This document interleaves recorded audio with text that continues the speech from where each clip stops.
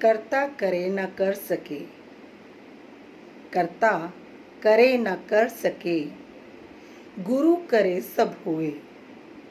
कर्ता करे न कर सके, गुरु करे सब होए। तीन लोक नो खंड में, तीन लोक नो खंड में, गुरु से बड़ा न कोई। नमस्ते भारत। आप सबको गुरु पूर्णिमा के अवसर पर ढेर सारी शुभकामनाएं। ईश्वर करे गुरु जी के आशीर्वाद से आप सबका जीवन शुभ और मंगलमय हो। 5 जुलाई रविवार का दिन हम गुरु पूर्णिमा के दिन से आप सबके सामने मना रहे हैं।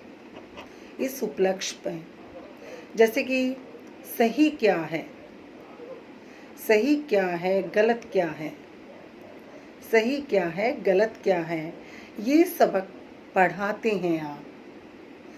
झूठ क्या है, सच क्या है, झूठ क्या है, सच क्या है, ये बात समझाते हैं आप। जब सूझता नहीं कुछ मुझको, जब सूझता नहीं कुछ मुझको, तब मेरी राहों को आसान बनाते हैं आप। ये सारी लाइनें जो मैंने आपसे अभी कही, वो मैंने अपने गुरु के चरणों में वंदन के रूप में मैं उनको अर्पित करती हूँ।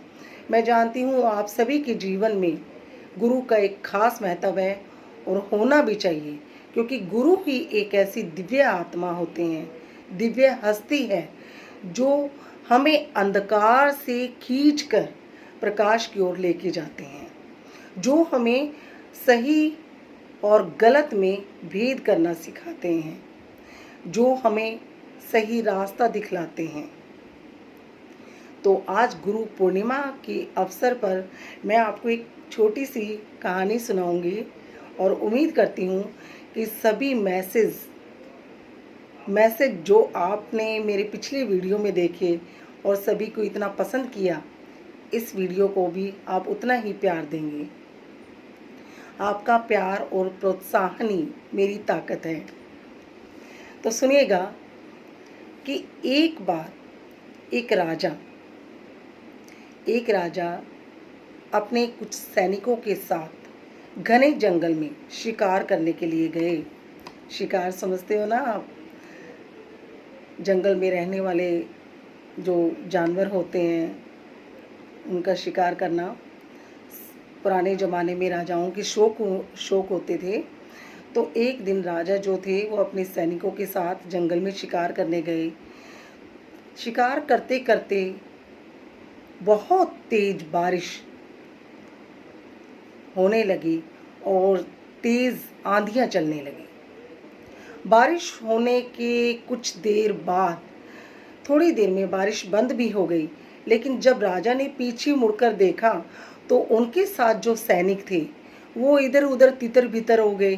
कहने का मतलब कि राजा जो थे वो घने जंगल में अपने सैनिकों के बिना अकेले ही रह गए। सारे सैनिक चले गए क्योंकि तेज आंधियां शुरू हो गई थी, लेकिन बादल बरसने के बाद रुक भी गए थे। तो जब वो जा रहे थे जंगल में, घने जंगल में जाते रहे, तो उन्हें रास्ते में भूख और प्यास सताने लगी।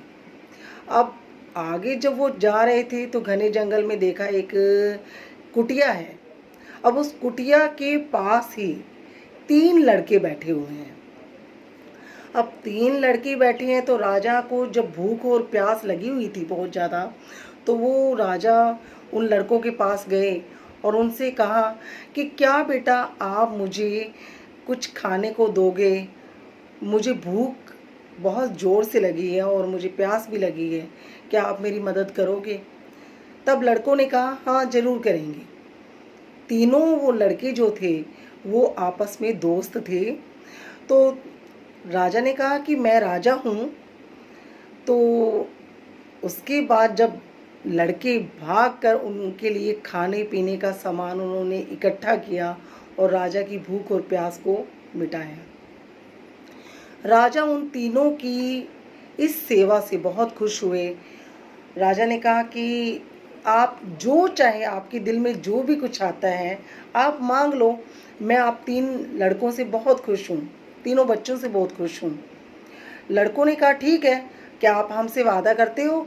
राजा ने कहा हाँ, मैं आपसे वादा करता हूँ कि आप जो भी कुछ मांगोगे मैं आपको वो तुरंत दूंगा। पहले लड़के ने कहा कि राजा जी, मुझे तो अपने जीवन को जीने के लिए ढेर सारा रुपया चाहिए, ढेर सारा पैसा मेरे पास हो, मैं ये चाहता हूँ। दूसरे लड़के ने कहा कि मुझे राजा जी घोड़ा, गाड़ी, बंगला ये सब चाहिए, जो कि मेरी इस लाइफ में मेरे पास नहीं है। तो मैं भी अपने जीवन में अपनी लाइफ को सुधारना चाहता हूँ, तो इसलिए आप मुझे घोड़ा, गाड़ी, बंगला मेरे पास होना चाहिए, तो मुझे आप ये दिला दो। तीसरे लड़के ने कहा कि ना तो मुझे घोड़ा, गाड़ी, बंगला चाहिए और ना ही मुझे कोई रुपया पैसा चाहिए। मैं सिर्फ इतना चाहता हूँ कि मैं एक गरीब लड़का हूँ और मेरे पढ़ने की बहुत इच्छा है, मैं ज्ञान हासिल करना चाहता हूँ। तो क्या मैं ऐसा, आप मेरे लिए ऐसी व्यवस्था कर दीजिए, ऐसा इंतज़ाम कर दीजिए कि मैं अपने उस ज्ञान को हासिल करूँ। मैं शिक्षा लेना चाहता हूँ ताकि मैं अपने जीवन को बहुत बेहतर बना सकूं।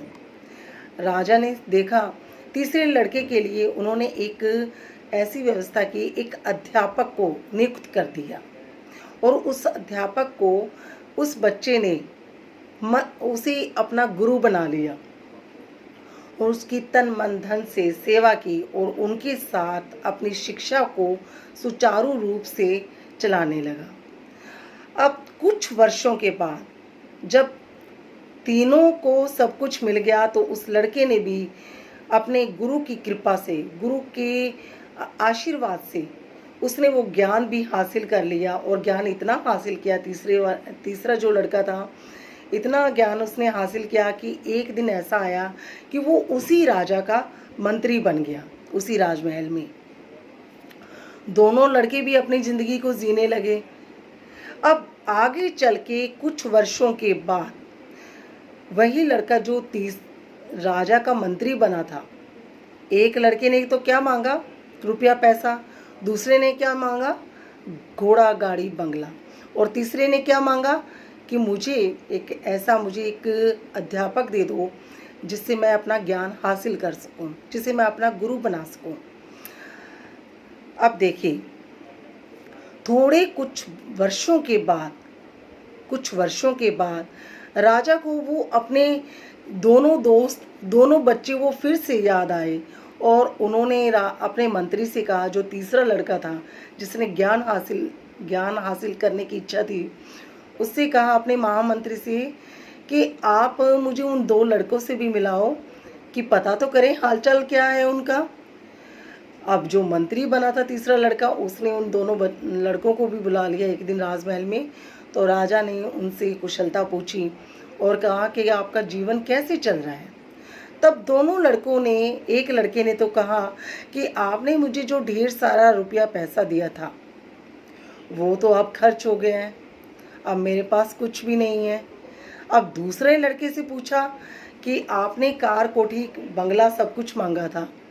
उसने कहा कि ये तो आपने मांगा था, लेकिन मेरी कुछ संगत ऐसी हो गई थी, बुरी संगत जिसे कहते हैं, कि बुरी संगत से उसमें पढ़कर, बुराइयों में पढ़कर, कि मेरे पास जो भी कुछ था, कार, कोठी, बंगला, वो सब कुछ नीलाम हो गया और कुछ थोड़ा बहुत था वो चोरी भी हो गया था, तो सब कुछ चला गया।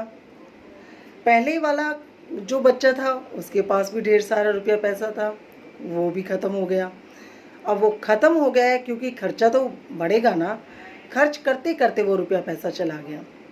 अब तीसरा बच्चा जो कि राजा का मंत्री ही बन गया था, उसने एक अध्यापक, अपने एक गुरु की मदद से वो ज्ञान हासिल किया और उस ज्ञान की सहायता से ही वो अपने जीवन को बेहतर बनाने लगा। कठिन से कठिन विघ्न बाधाओं से लड़ते हुए अपने गुरु की सहायता से उसने सभी बाधाओं को पार भी कर लिया। कहने का मतलब कि दोनों बच्चों के पास इतना रुपया पैसा होने के बाद भी वो अपने जीवन को सही दिशा नहीं दे सके, लेकिन तीसरा जिसने अपने गुरु की सहायता से इतना सब कुछ पा लिया। कहने का मतलब एक गुरु का अस्तित्व जो होता है, गुरु की जो एक उसकी महत्ता जो होती है वो ऐसी होती है कि वो अपने शिष्य को कभी भी अंधकार में गिरने ही नहीं देता, बुराइयों में गिरने ही नहीं देता। कहते हैं ना गुरु शब्द, वो उसका मतलब क्या हुआ? अंधकार से प्रकाश की ओर ले जाना। गुरु स्वयं जलता है लेकिन अपने शिष्य को कभी भी जलने नहीं देता, उसको हमेशा बचाता है। तभी तो हम गुरु पूर्णिमा जो इतना पावन दिन है उसको मनाते हैं।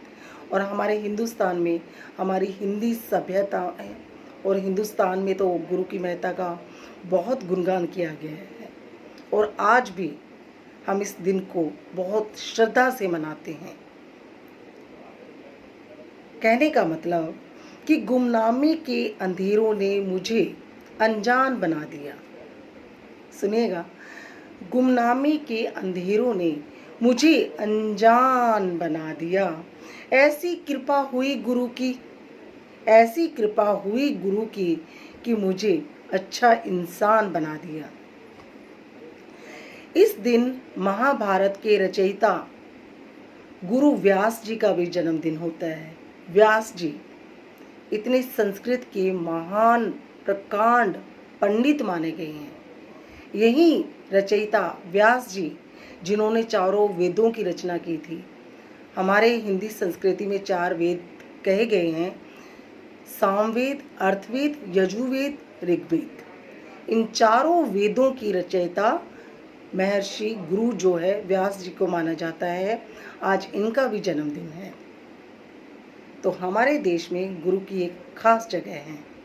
गुरु वही जो कभी भी अपने बच्चों को अंधकार में गिरने ही नहीं देता।